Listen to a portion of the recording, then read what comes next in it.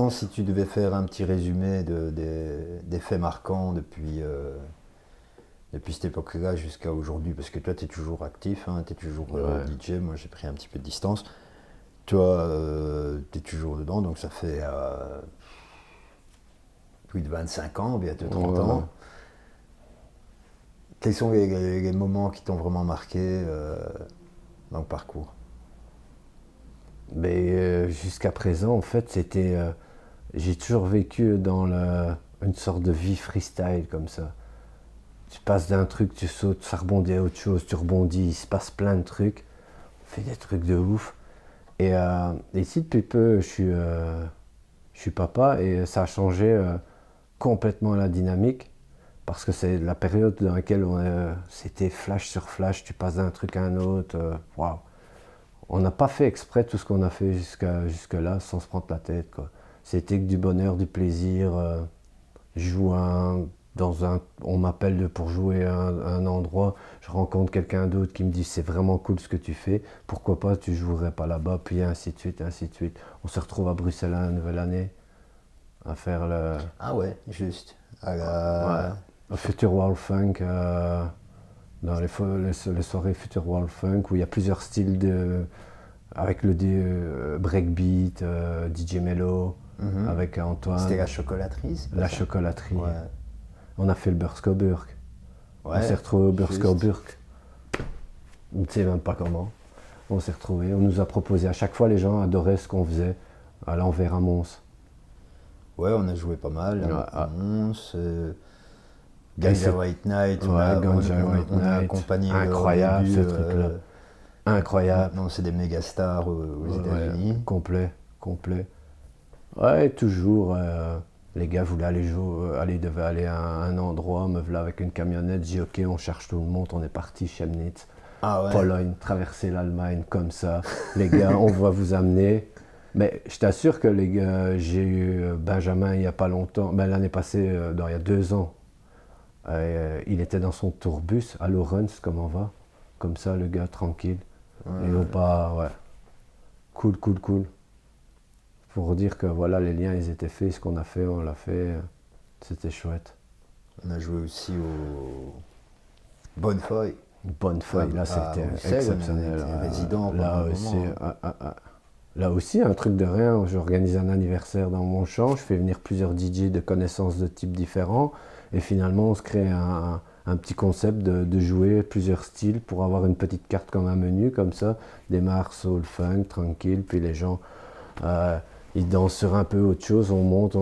C'était allez, après 2 3 ans, le dubstep que tu as joué. Tu Mhm. as été à la trempe de dubstep, puis après, voilà, drum and bass, et on amenait ça jusqu'à 6 h au matin. Ambiance de feu, ambiance de fou. Ah ouais, des grands Ouais. souvenirs aussi.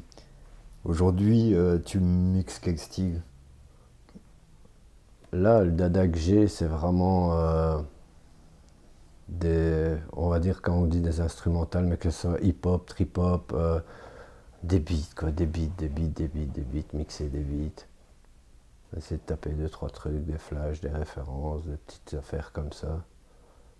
Et sortir des breakbeats, des trucs qui n'existent pas encore, mais que pour moi, quoi. Ok. On a plus beaucoup l'occasion de jouer. Je n'ai plus joué d'ailleurs depuis facilement 2 ans et demi maintenant. À cause de... Ben ouais, déjà, si on en revient, ben déjà le- le- l'écho que tu pourras avoir de ce que tu fais pour le public, du moins où je jouais, dans les endroits où je jouais, n'était plus là, quoi. Mhm. N'était absolument plus là. Et ça ne servait à rien de tirer en longueur quelque chose qui était fini, quoi. Ben justement, moi, c'est un truc qui, quand même, enfin, que je trouve admirable.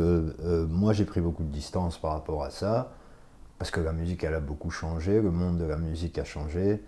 Comment est-ce que toi, justement, tu arrives toujours à rester aussi passionné, alors que, voilà, c'est un autre monde aujourd'hui? Ouais, bah écoute, il y a un certain. Bah, il y a 10 ans, juste après les bonnes feuilles et tout ça, bon, bah, il y a eu ça s'est arrêté, mais moi j'ai continué avec un ami à écouter ce qui se faisait de nouveau dans d'autres domaines. Et il y a un truc qui s'appelle Ghetto Funk, qui est assez chouette, avec des gars qui ont fait une alliance. Donc c'était déjà à peu près le nouveau monde dans la musique. Les gars s'envoyaient les scratchs, les remixes et ainsi de suite, sous style de reggae, sous plusieurs styles différents, du glitch hop, des beats un peu plus lourds, pas lourds, mais d'autres sonorités comme grammatique et ainsi de suite. Tous ces gars faisaient des remixes et avaient créé le mouvement Ghetto Funk. Mais il y en avait un gars aux États-Unis, un à Vancouver, un autre à Bristol, un autre à Manchester, un gars en Pologne, un gars en Australie. Et tous ces gars-là ont créé une structure. Et moi, je suis resté dans cette structure. Et en fait, ils jouaient plein de disques de hip-hop d'époque qui sont remis à la sauce, qui sont, on va pas dire des mash-up, mais c'était chacun ses productions.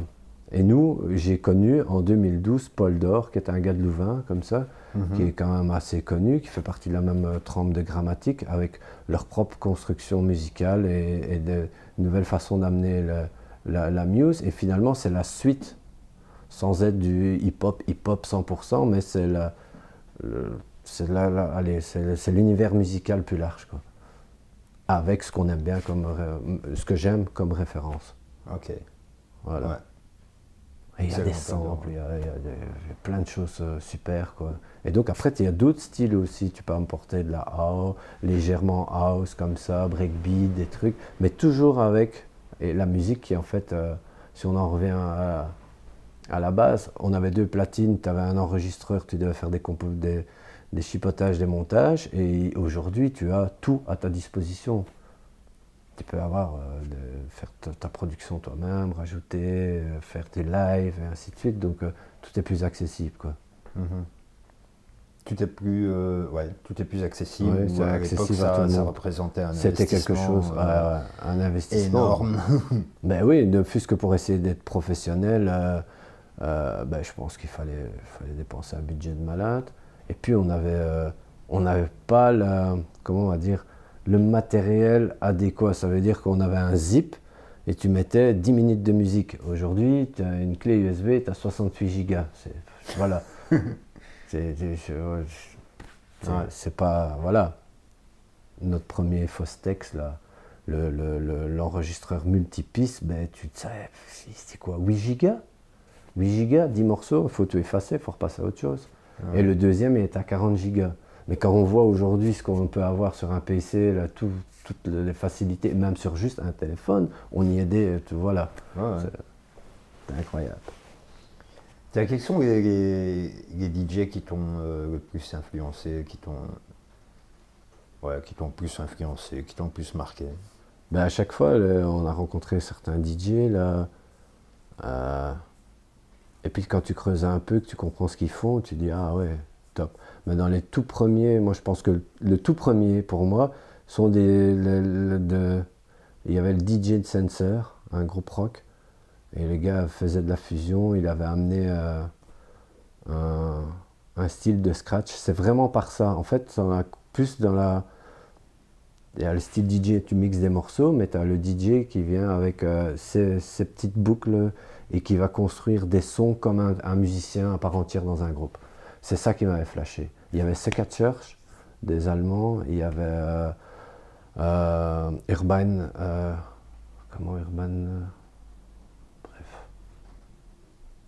Urban Dance Squad. Il y avait un DJ qui a repris des samples, qui jouait, qui lançait la boucle, et voilà, il venait des scratchs. Et le dernier où c'était plus fusion, c'était Sensor, aux alentours de 94. Et donc, c'est juste le turntablisme, une platine, et la table, et tu rajoutes, tu joues comme tel quel un musicien joue de la guitare, ou quoi, tu rajoutes des sons, tu essaies de caler, tu es à part entière comme musicien, quoi. Ça, c'était le truc qui m'a vraiment flashé. Et dans les DJ, écoute, premier qui a vraiment tapé dedans, c'est Tony Touch. Ouais. Ah ouais, moi c'était Tony Touch. Quelle aisance, quelle connaissance musicale, c'était vraiment le gars. Avant, j'ai pas eu trop l'occasion, hein. On entendait parler de Cut Killer en France, DJ Abdel, mais sans se pencher parce que tu n'avais peut-être pas la mixtape ou pour écouter. Et après, tu coupes à l'envers, le temps avance, tu écoutes des productions, puis tu te dis, ah bah oui, il y a tel DJ, tel DJ, tel DJ. Et j'en découvre encore maintenant, d'époque, parce que je me pense sur tout ce qu'ils ont fait, un peu en retard. En retard, mais tu te penches, c'est la curiosité, quoi, sur chaque... Tu as joué toi aussi d'ailleurs avec des groupes que tu as accompagnés en platine. Ouais, ben ouais, puisque c'était vraiment ça l'idée, quoi. Il y avait l'ancien groupe Fight the Point, ils avaient refait un groupe après, on est enregistré en Suisse avec eux. Le truc n'est jamais sorti, n'a jamais abouti. Et pourtant, il y avait un potentiel. Mais bon, voilà, c'était des histoires d'époque. Qu'est-ce qu'il y a encore? Ben, j'ai joué avec, ça aussi, une expérience de ouf. Un trio de jazz qui s'appelait The Whip. Ils sont venus jouer au Café à Mons, qui est un café jazz. Et j'avais un ami, Laurent, son frère. Ils ont un duo avec sa copine qui s'appelle Rob et Zopsy. Eux, ils sont fans de musique aussi en général, et de base house, ainsi de suite, et disco. Et lui, c'est le premier gars qui m'a filé des disques. Rob. Il m'a filé House of Pain, il m'avait donné ça pour mon anniversaire à l'époque, à mon avis, en 95, 96. Il m'avait filé tous ces disques, il avait une collection de fous.